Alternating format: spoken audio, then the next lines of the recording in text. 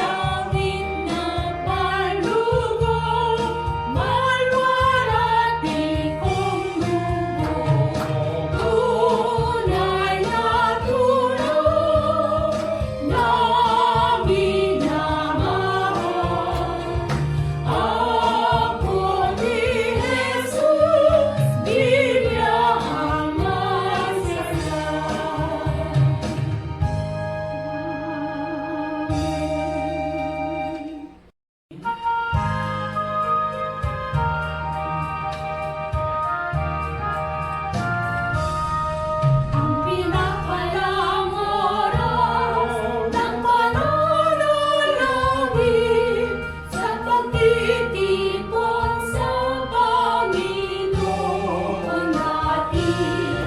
Kung ang paniniwala natin ay naiintindihan, ito'y bilang mabango, masasabong dilimdim.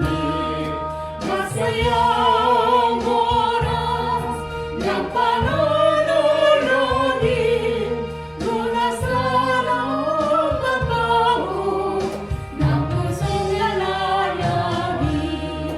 Ang magandang panahon ng pananawagan, kung nasa puso natin si Kristo mahal, na walang kasing-lihim ang talay ng buhay. Tayo'y kanyang piligid, tayo'y kahahagaw. Masayang oras ng pananalangin, lunasan ang pagbago ng puso'y nalalangin. Ang maligayang oras ng pag-ibig, kung walang tukso ng kapapanganahin. Sa Panginoon natin nakaibig, tayo ay napayapa, tayo ay nakahimik. Masayang oras ng pananalangin, lunasan ang pagbago ng puso'y nalalangin.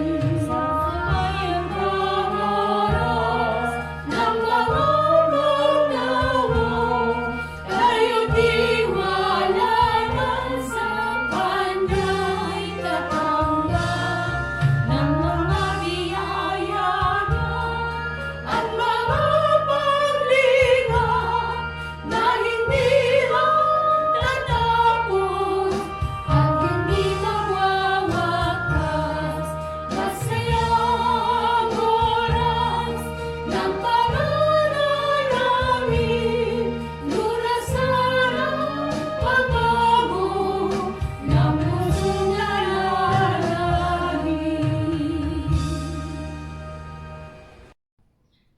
Dakilang Diyos na makapangyarihan sa lahat, maraming salamat po sa gabing ito. Muli meron po kaming online prayer meeting. Dalangin po namin nawa ang yung kapangyarihan ng Espiritu Santong siyang manguna sa amin, lalo na po sa lahat ng makikinig online. Lahat po ng kasama namin ngayon, ihanda mo po ang aming puso, ang aming spiritual tenga, ang aming spiritual na mata sa pakikinig ng iyong salita, upang ito'y tunay at lubos na aming maunawaan. At lalong-lalo na, Panginoon, ito'y may sa buhay namin sa araw-araw naming buhay bilang mga mananampalataya. Gayon din sa oras ng aming pananalangin, Holy Spirit, patuloy, ikaw po ang manguna. Samahan mo po kami sa gabing ito at magbigay ito ng kalugod-lugod at kaluwalhatian sa inyong pangalan. Maraming salamat po. Ito po ang aming samot dalangin sa pangalan ni Jesus. Amen. At ngayon sa ating scripture reading, ito'y sa Matthew chapter 1, verse 1 and verse 6. Ito ang aklat ng lahi ni Jesucristo na anak ni David, na anak ni Abraham, naging anak ni Jesse si Haring David, at naging anak ni David sa asawa ni Urias si Solomon. Amen? At ngayon ang tema sa gabing ito ay ang sikreto ng Christmas. Magandang gabi po sa ating lahat mga kapatid, at ngayon ang tema sa gabing ito ay ang sikreto ng Christmas sa Matthew chapter 1 verse 1 and verse 6. Ngayong December, nais namin ipangaral ang tungkol sa Christmas na nilalaman ang Biblical Christmas, sikreto ng Christmas, simbolo ng Christmas, kahulugan ng Christmas at ikalawang Christmas. Si Mateo ay isang maniningil ng buwis at alagad ni Jesucristo. Siya ay sumulat sa talaan ng mga ninuno ni Jesucristo at ipinaliwanag niya ang ugat ng Christmas. Sa Gospel of Mateo chapter 1 verse 1, nagsimula ang Christmas sa pamamagitan ng angkan ni David at Abraham. Sinabi ng Biblia na ang Mesyas ay darating para sa panunumbalik ng Israel, kaya alam ng mga Pariseyo kung ano ang hula ng mga propeta tungkol sa Mesyas Christmas. Ngunit hindi sila sumampalataya kay Jesus bilang Kristo at hindi nila tinanggap si Jesus na Christmas dahil sila ay spiritual na bulag at walang spiritual na mga mata. Ngayon, kailangan din natin ng spiritual na mata at spiritual na kaalaman, kaya ang Christmas ay spiritual na sikretong at misteryo. Sa pamamagitan ng biyaya ng Diyos, nalaman ni Pedro ang sikreto ng Christmas sa Mateo 16:16.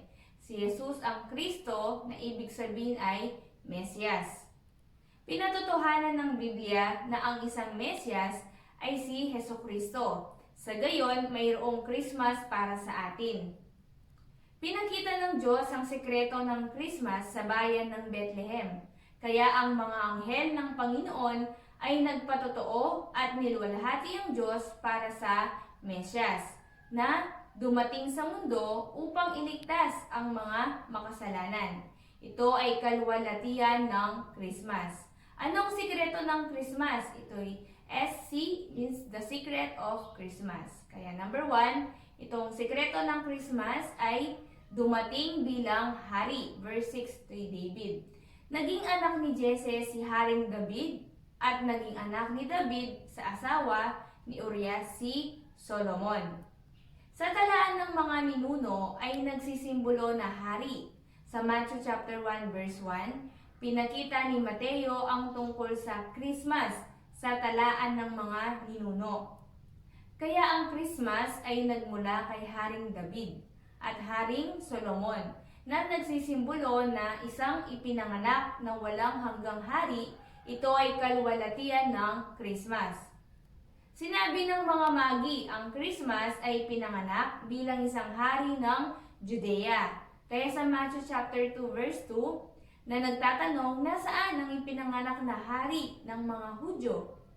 Sapagkat nakita namin ang kanyang bituin sa silangan at naparito kami upang siya'y sambahin.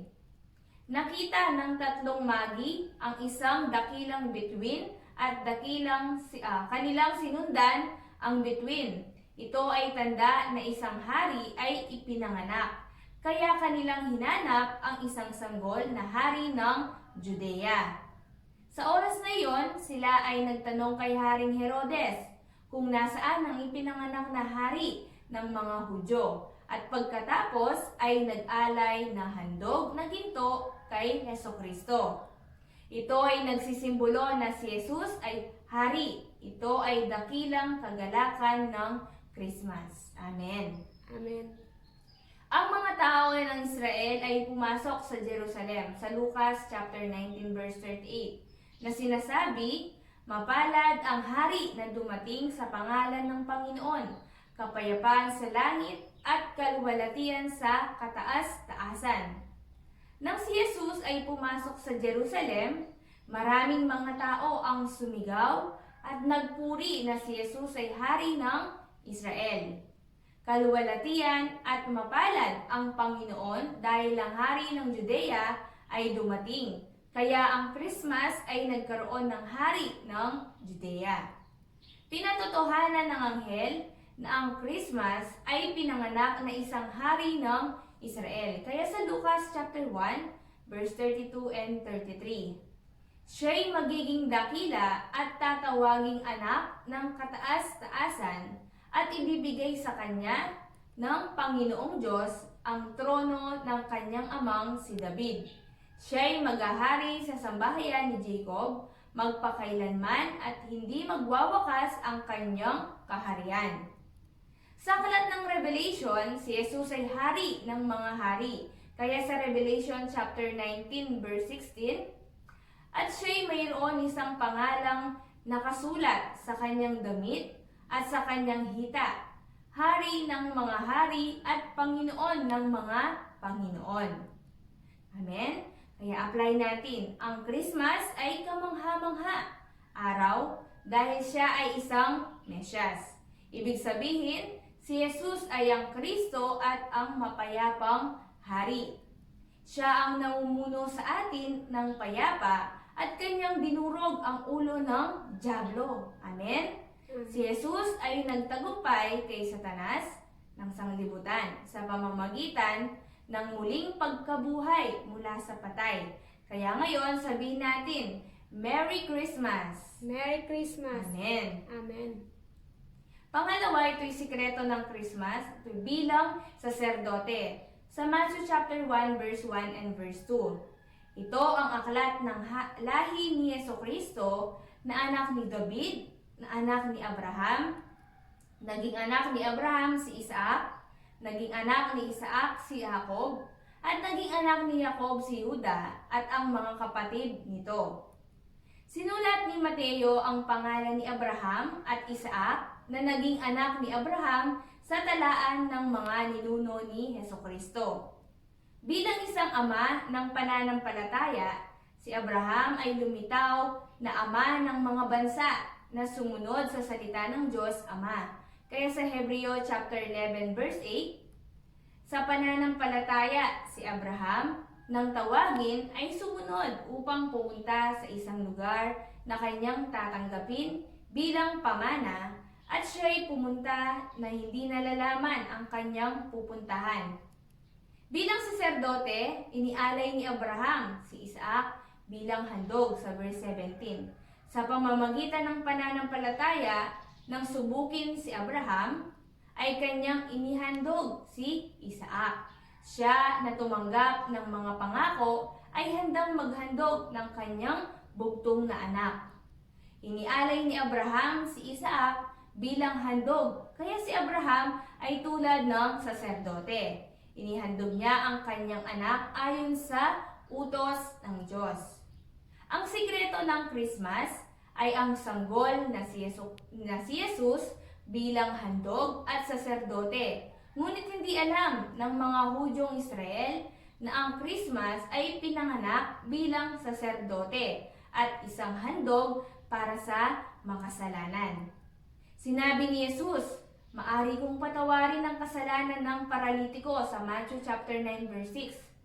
Datapwat upang maalaman ninyo na ang anak ng tao'y may kapamahalaan sa lupa na magpatawad ng mga kasalanan. Sinabi nga niya sa lumpo, magtindig ka, buhatin mo ang iyong higaan at umuwi ka sa iyong bahay. Si Jesus ay inialay bilang isang handog sa Matthew 26 verse 27 and 28. At dumampot siya ng isang saro at nagpasalamat at ibinigay sa kanila na nagsasabi, magsiinom kayong lahat dyan. 28. Sapagkat ito ang aking dugo ng tipan na nabubuhos dahil sa marami, sa ikapagpapatawad ng mga kasalanan. Si Jesus ay gumawa ng dalawang tungkulin. Ang isa ay bilang saserdote at ang isa ay bilang isang handog para sa ating mga kasalanan upang mapatawad ang ating mga kasalanan. Kailangan natin ng saserdote at handog ayon sa kautusan. Ngunit ang Christmas na si Jesus ay pinanganak bilang isang saserdote at handog para sa ating mga kasalanan. Sa Hebreo chapter 7 verse 27. Na hindi nangangailangan araw-araw na maghandog ng hain. Na gaya niyaong mga dakilang saserdote, una-unay patungkol sa kanyang sariling mga kasalanan at saka patungkol sa mga kasalanan ng bayan, sapagkat ito'y ginawa niya minsan magpakailanman nang kanyang ihandog ang kanyang sarili. Amen? Ang Kristo ay nangahulugan na walang hanggang hari. walang hanggang saserdote, at walang hanggang propeta. Kaya ang ibig sabihin ng Christmas ay sikreto. Ang saserdote ay pinanganak na si Jesucristo. Kaya pangalawa ito'y apply natin. Sinabi ng Biblia na ang kabayaran ng kasalanan ay kamatayan. Kaya kung tayo ay pinatawad sa ating mga kasalanan sa pamamagitan ni Kristo, tayo ay magkakaroon ng bagong buhay mula sa kamatayan. Kaya sa John 3:16, sinumang sumampalataya kay Jesus ay hindi mapahamak, kundi magkaroon ng buhay na walang hanggan. Amen. Amen. Kapag tayo'y sumampalataya kay Jesucristo, ang ating mga kasalanan ay mapapatawad sa pamagitan ng dugo ni Jesucristo. Amen. Amen. Kaya, Merry Christmas! Dahil si Jesus ay ipinanganak bilang aking manunubos upang iligtas mula sa mga kasalanan. Amen. Amen. At pangatlo, ito yung Secret of Christmas bilang Emmanuel. Ayon sa Matthew chapter 1 verse 23. Narito, magdadalang tao ang isang birhen at manganganak ng isang lalaki. At ang pangalang itatawag nila sa kanya ay Emmanuel, na ang ibig sabihin ay kasama natin ang Diyos. Ang salitang Emmanuel ay nagmula sa Isaiah chapter 7 verse 14. BC 740 year na inihula ni Propeta Isaias. Ang salita sa Mateo chapter 1 verse 23, Emmanuel na ibig sabihin ay kasama natin ang Diyos. Kaya ang mga Israel ay mayroong pag-asa tungkol sa Mesyas ay Emmanuel, na siyang darating upang mapanumbalik ang bansang Israel mula sa mga imperyo. Kaya sila ay naghintay sa Mesyas, Emmanuel na ibig sabihin ay Merry Christmas. Pinabayaan ng Diyos ang Israel dahil hindi sila sumunod sa salita ng Diyos at sila ay naglingkod sa mga Diyos-Diyosan. Pinabayaan sila ng Diyos sa imperyo ng Babylonia, imperyo ng Persia, imperyo ng Greece, at sa imperyo ng Roma. Kaya ang Israel ay hiwalay mula sa Diyos sa loob ng mahabang termino. Kaya nais nilang maging kasama ng Diyos. Sila ay naghintay na ang Diyos ay kasama ng Israel. Ibig sabihin, ito ay pangako ng Diyos tungkol sa Merry Christmas. Amen? Amen.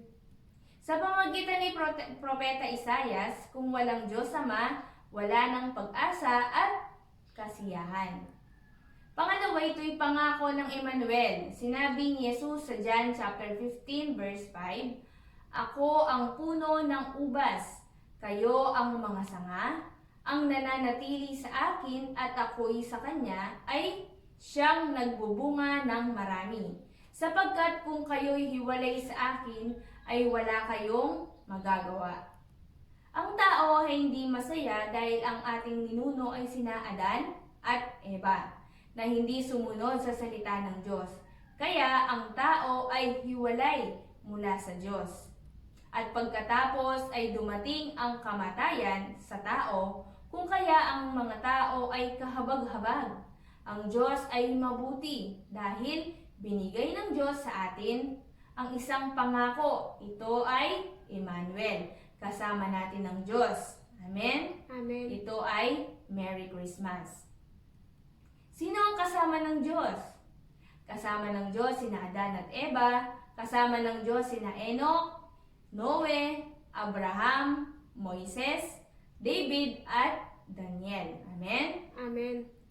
Kasama ng Diyos ang mga anak ng Diyos sa John 1:12. Kasama ng Diyos ang mga born again Christians sa John chapter 3 verse 3 and verse 5. Kasama ni Jesus ang mga alagad. Kasama ni Jesus ang mga diakono. Kasama ni Jesus ang mga missionaries, mga pastors, evangelists, at mga Bible teachers. Amen? Amen. Kaya apply natin. Ang Diyos ay mabuti dahil sa pagbibigay niya sa atin na pangako ng Emmanuel. Kailanman kasama natin si Jesus.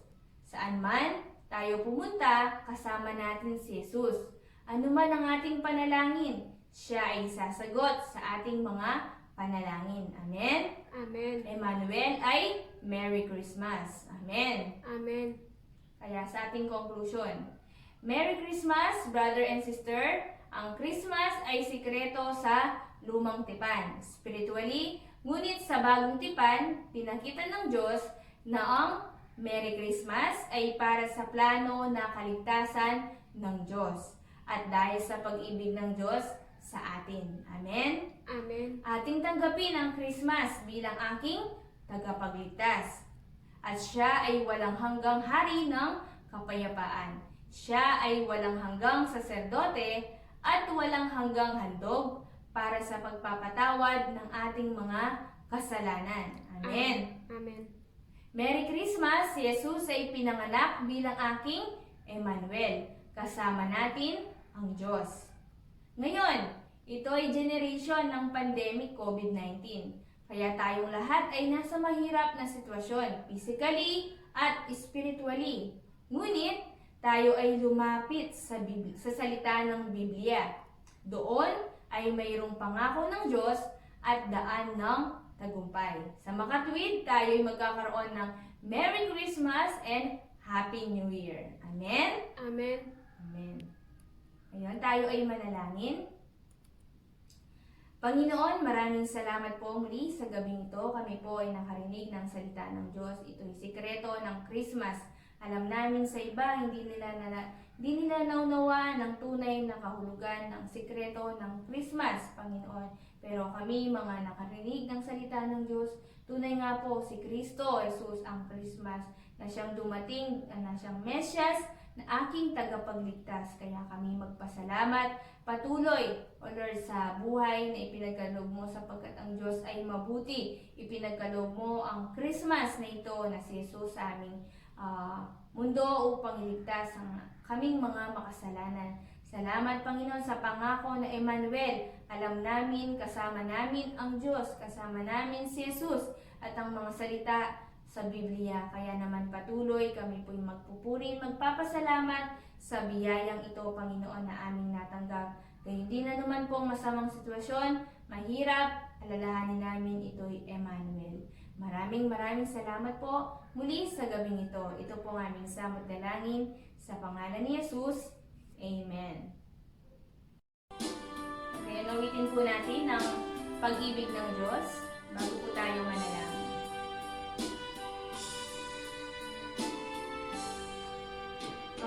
Pag-ibig ng Diyos ang tumubos sa akin ay kumukot. Hinanap niya ako sa sanay na ligaw.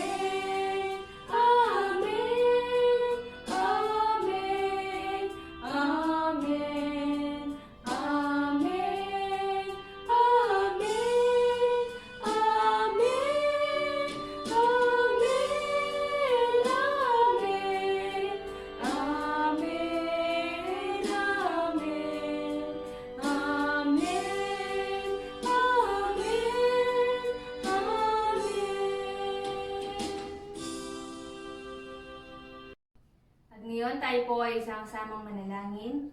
Tayo manalangin ng pasasalamat sa Panginoon, pagsisisi sa ating mga kasalanan at patnubay ng Holy Spirit. Tayo pong lahat ay tumawag ng Panginoon 3 beses. Let's shout. Panginoon! Panginoon! Panginoon! O Panginoon, sa oras na ito, muli kami po ay magpasalamat sa iyong biyaya at din sa iyong mga salita na aming narinig. Alam namin, Panginoon, sa pamagitan ng Merry Christmas, O Lord, kay Jesu Cristo, na siyang patuloy na nagbibigay sa amin, Panginoon, ng patnubay, Emmanuel, kasama namin ang Diyos palagi. Kaya naman kami po'y magpasalamat sa iyong kaligtasan na ipinagkaloob sa amin. Patuloy kami magpapasalamat sa iyong biyaya, sa araw-araw, sa patnubay, sa kalakasan, sa sagutan sa aming mga panalangin. Salamat po, Panginoon, sa biyaya mo sa araw-araw natin, Panginoon, natatanggap, even mahirap ang buhay, hindi mo po pinapabayan ang bawat isa. Kami po inyong pinagpapatagumpayan, Panginoon. Gayun din, O Lord, gabay at patnubay sa lahat ng aming mga gawain sa trabaho, sa pag-aaral. O Lord, salamat po, Jesus. Gayun din, humingi po kami ng kapatawaran sa aming mga kasalanan. Alam namin, Panginoon, kami po'y nagkakasala. Alam namin kung minsan kami po'y nakakagawa ng mga bagay na hindi kalugod-lugod sa iyo, Panginoon. Kaya patawarin niyo po kami sa aming mga kasalanan. Linisin mo po ang aming puso, aming isip, ang aming mga gawa, Panginoon. Gusto namin kami po ay susunod sa inyo na maging mapagkumbabang puso, mapagkumbabang pananampalataya, Panginoon. Kaya Lord, sa oras na ito, bigyan niyo po kami ng muli ng chance at bagong buhay, bagong isip, lalo na po sa bagong taon. O Lord, ganda mo po kami. Kaya hindi, O Lord, Holy Spirit, ipatnubay ang bawat isa, Panginoon. Patnubay niyo po kami. Kailangan namin ng iyong Holy Spirit sa aming buhay araw-araw upang kami po ay magtagumpay, lalo na po sa aming mga desisyon sa buhay, sa isip, sa lahat ng aming gawa, Panginoon. Ito ay magpatnubay at mag-guide sa aming lahat, O Jesus. Salamat po, Panginoon.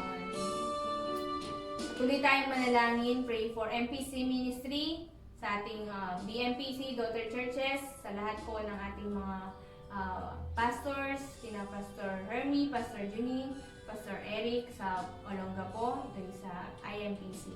Kaya tayo pong lahat ay muli tumawag ng Panginoon 3 beses. Let's shout.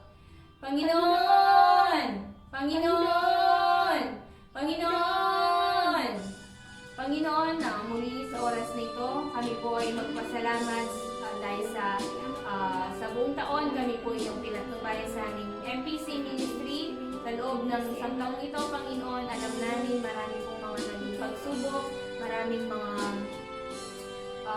problema, pero kami po ay nagkaroon ng katagumpayan at magtatagumpay pa sa tulong ng iyong biyaya, Panginoon. Gayun din, O Lord, nananalangin kami sa aming mga ginagamit mong instrumento, sa aming mga missionary, sa aming mga leaders, mga worship leader, music leader, mga Bible teachers, mga deacons, O Lord, lahat po ng aming mga minister, Panginoon, naway ito magbigay patuloy ng kalakasan sa pananampalataya. Gayon din, Panginoon, patuloy na maglilingkod sa inyo, lalo na po sa COVID na may sitwasyon na ito. Kami po ay natitest sa aming pananampalataya at lalo pa po kami maging mainit sa paglilingkod sa inyo. Gayon din sa mga daughter churches sa Banaba, kina Jollibee, kina Abigail and Bernard, Panginoon, patuloy mo rin po silang support at nubayan sa ministry sa Banaba, Panginoon, lahat po ng mga member doon, Panginoon, ay sama-sama magpupuri, sama-sama maglilingkod sa inyo, sa INPC, sa kay Pastor Eric, O Lord, patuloy din natin na nanalangin para sa mga kanyang ministry doon sa Olongapo, Panginoon. Tulungan mo rin po, ikaw po ang magbigay ng support, spiritually, financially, O Lord, kayo din kina Pastor Eric, Pastor Junine, Pastor Herminio, Panginoon, patuloy niyo rin po silang i-guide sa kanilang gawain, sa kanilang ministeryo, Panginoon. Salamat po, Jesus. Patuloy tayong manalangin para sa ating mga family salvation, ang bawat isa sa atin. Kaya ngayon tayo po ay sama-samang manalangin. Muli tumawag ng 3 beses, Panginoon. Let's shout. Panginoon! Panginoon! Panginoon! O Panginoon, patuloy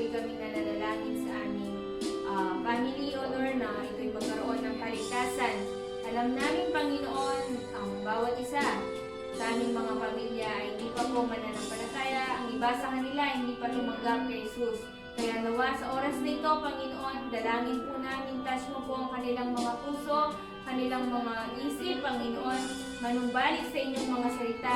Gamitin mo po kami, Panginoon, instrumento sa bawat pamilya upang sila, Panginoon, ay makaranas ng iyong biyaya na kaligtasan. Nawa, Panginoon, bigyan niyo rin po sila ng pananampalataya sa inyo lamang magmumula. Holy Spirit, ito'y kaloob dito, Panginoon. Kaya Lord, ligtas mo po ang aming mga magulang, aming mga kapatid, at sa mga may anak, Panginoon, sa lahat ng aming sambahayan, O Lord, mahabag po kayo sa kanila. Nawa, tulungan mo po, Panginoon, kami lahat sa aming pamilya ay magkaroon ng tunay at katiyakan ng kaligtasan, O Jesus. Salamat po, Panginoon. Patuloy po kaming tayo manalangin para sa mga corona victim sa ating bansa, kalamidad. Gayon din kina Reverend Yun, Missionary Esther Yun ngayon sa kanilang scheduled travel today. Kaya pag-pray natin sila na patuloy na maging maayos, walang problema habang sa kanilang pag-uwi dito sa ating bansang Pilipinas. Kaya tayo pong lahat ay tumawag muli ng Panginoon. Let's shout, Panginoon! Panginoon! Panginoon! O Panginoon, patuloy kaming dumadalangin sa aming ang mga may corona victim, Panginoon, sa mga may sakit, sa mga mahirap. Alam namin, Panginoon, hanggang ngayon mahirap dahil sa COVID-19 at meron pa pong ibang virus na dumarating, Panginoon. Nawa, Lord, tulungan mo po ang aming bansa, ang aming mga mamamayang Pilipino. Lord, alam namin mahirap kapag may sakit, minsan mamamatay, minsan matagal na may sakit, Panginoon. Tulungan mo po, iligtas mo po ang mga mamamayang Pilipino nito, Lord, sa aming bansang Pilipinas. Tulungan mo, Panginoon, makapag po kayo nawa matigil na, matapos na at magkaroon ng kalutasan, Panginoon, ang pandemic na ito. Tulungan mo rin po ang aming bansa, Panginoon, lalo na sa kalamidad o sa anumang sakuna, Panginoon. Alam namin marami rin pong balisa dahil sa pinatubong bulkan, Panginoon. Tulungan mo po mga tao na patuloy na mag-ingat, patuloy na tumawag sa inyo, Panginoon, na naman pong mangyari, anumang pong kalooban nyo ay hanapin, O Lord Jesus. Gayon din po sa aming punong lingkod, kina Reverend Yun, Missionary Esther Yun, Panginoon, ngayon schedule nila pag-uwi sa Philippines. Nawa, Panginoon, ikaw po ang mag-guide sa kanila, patnubayan niyo po hanggang sa immigration, hanggang sa quarantine days nila sa Manila. Nawa, ikaw po ang mag-ingat, Panginoon, sa kanila, lalo na po sa virus, O Lord, bigyan niyo po sila ng kalakasan, katagumpayan hanggang sa makauwi dito sa aming lugar, Panginoon. Ikaw nawa ang mamuna, walang maging problema, Panginoon, sa kanilang travel to Jesus. Salamat po, Panginoon. Ngayon, para sa ating emergency prayer, patuloy tayong manalangin for Sister Mary Ann, Brother Bong Del Rosario, Brother Abel Fabian, at isa pa po kay Sister Emily Itering na vaccine pero marami siyang meron siyang allergy and umuubo. Kaya pag-pray po natin ang kanilang physical na katawan, lalong-lalo na higit sa lahat, ito'y katiyakan ng kaligtasan at kaligtasan sa kaluluwa. Muli tayong tumawag ng Panginoon 3 beses. Let's shout, Panginoon! Panginoon! Panginoon! O Panginoon, muli kaming dumadalangin sa aming mga kapatiran na humingi ng mga prayer request, Panginoon. Tulungan mo po, Sister Marian, patuloy kami na nanalangin, maging sa every morning na kami doon prayer meeting, O Lord. Tulungan mo po, ano po ang kanyang kalagayan man ngayon, ikaw ang magbigay ng kaligtasan sa kanyang kaluluwa, lalo na po sa kanyang katawan ngayon na mahirap dahil sa fatty liver, Panginoon, sa buwan na gamutan, sakit sa sikmura. Lord, itas mo po ang kanyang katawan sa pangalan ni Jesus. Tanggalin mo po ang mga sakit na ito, O Jesus. Thank you po kay Brother Bong Del Rosario. Dalangin po namin patuloy sa kanya na kaligtasan sa kanyang kaluluwa, Panginoon. Even may prostate, Panginoon. Alam namin, ikaw ang Diyos na mabuting, ang Diyos na mahabagin, Panginoon. Ligtas mo po ang kanyang katawan, ang kanyang kaluluwa. Ganyan kay Brother Abel Fabian, even sa kulungan, alam namin mahirap, lalo na pag may sakit. Nawa mahabag po kayo sa kanyang buhay. Nawa sa pamamagitan din ito, Panginoon, siya'y lumapit sa inyo, magkaroon ng paniniwala at pananampalataya kay Yesu Kristo. tulungan mo po siya, naway ligtas mo po ang kanyang kaluluwa, Panginoon. Ganyan din kay Sister Emily, ito rin, Panginoon, alam namin, siya ay nabakuna kahapon, pero dahil sa merong allergy, Panginoon, at umuubo, tulungan mo po, naway bigyan mo po ng kagalingan, kalakasan, kalusugan sa kanyang buhay. Alis mo rin po ang kanyang kabalisahan sa anumang nararamdaman niyang ito, Panginoon. Dahil din patuloy na pananampalataya sa inyo, O Jesus. Salamat po, Panginoon.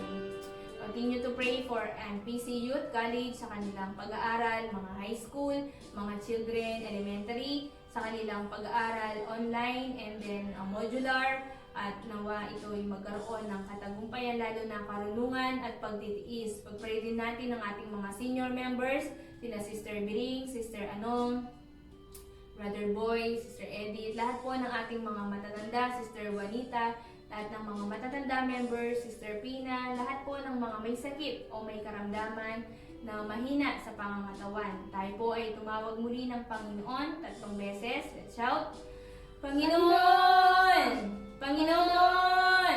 Panginoon! O Panginoon, muli kami po ay nananalangin sa aming mga youth, Panginoon, sa kanilang pag-aaral, sa college, sa mga high school. Nawa, tulungan mo po sila, even mula pa noong pandemic. Simula, Panginoon, di sila makapag-aral ng maayos. Gamit lang nila ay module and then online learning, Panginoon, sa kanilang pag-aaral. Tulungan mo po, naway bigyan mo po sila ng karunungan. Bigyan mo po sila, Panginoon, ng pagtitiis sa kanilang pag-aaral sa mga elementary rin, Panginoon. Ngayon simula ng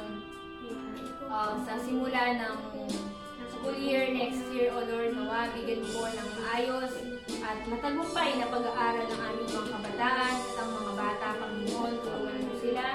Naway ikaw po ang mag-provide sa kanilang pag-aaral financially, spiritually, Panginoon. Naway maging silang puspos ng iyong Espiritu Santo, mga salita ng Biblia, Panginoon. Gayon din, O Lord, sa kanilang pag-aaral, bigyan niyo po sila ng katalinuhan, ng karunungan, lalo na po mahirap ang mga kanilang pag-aaral ngayon dahil sa modular and online sila, Panginoon. Kaya tulungan mo po ang aming mga kabataan, gayon din sa mga senior, Panginoon, sa mga matanda, sina Sister Pina, Sister Biring, Sister Anong, Brother Boy, lahat po ng aming mga kapatid na mahina sa katawan, dahil sa katandaan, may sakit, O Lord, tulungan mo po sila.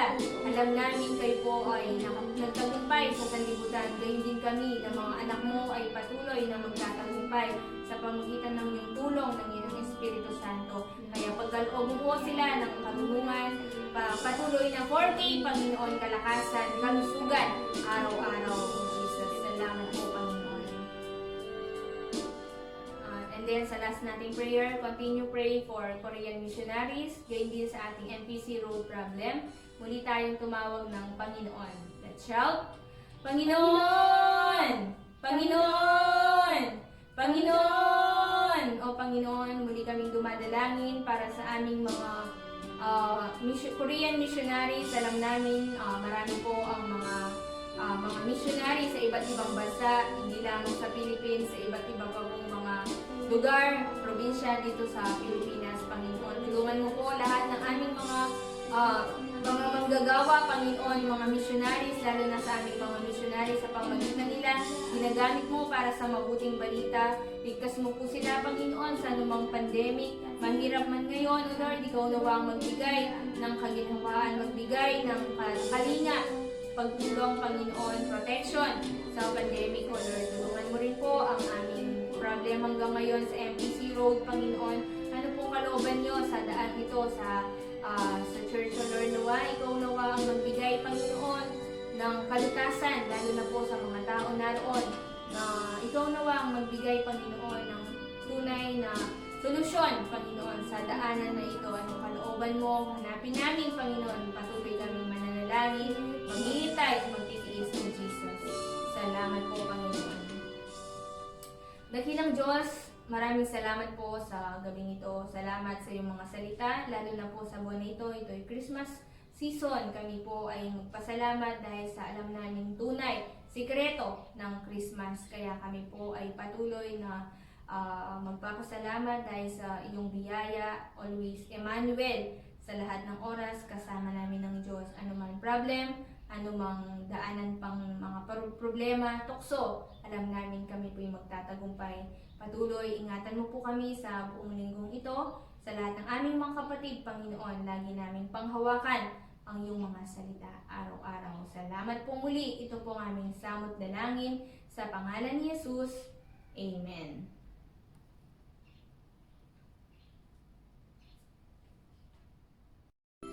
Ngayon, awitin po natin closing song, I Know the Lord.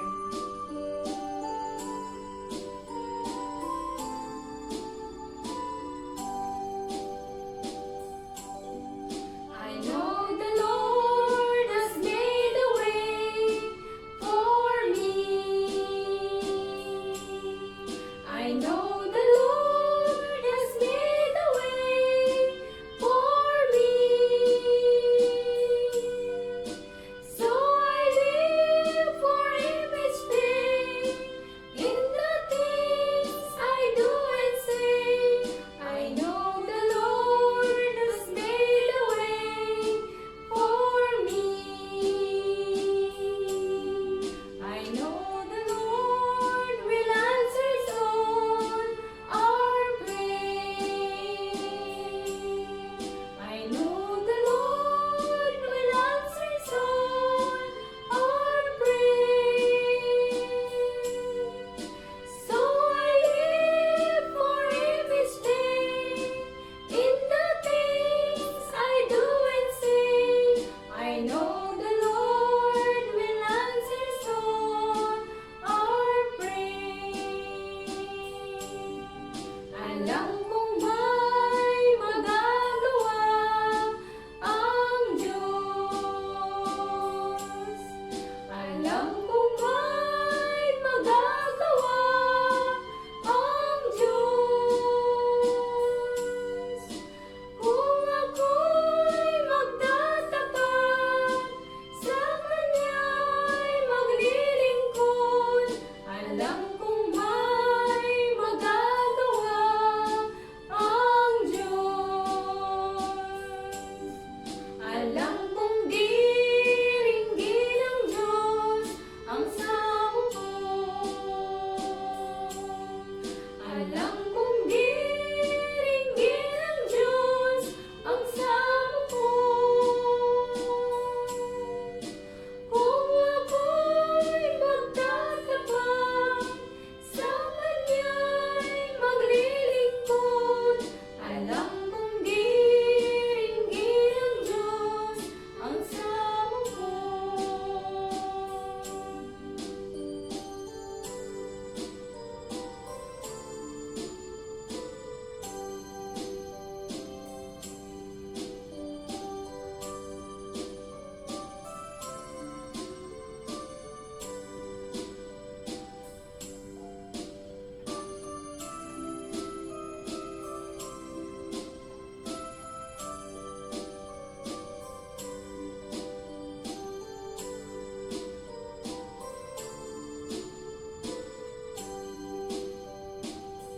At ngayon, para sa ating announcement, let us continue to join live worship, Children's Sunday School, and prayer meeting.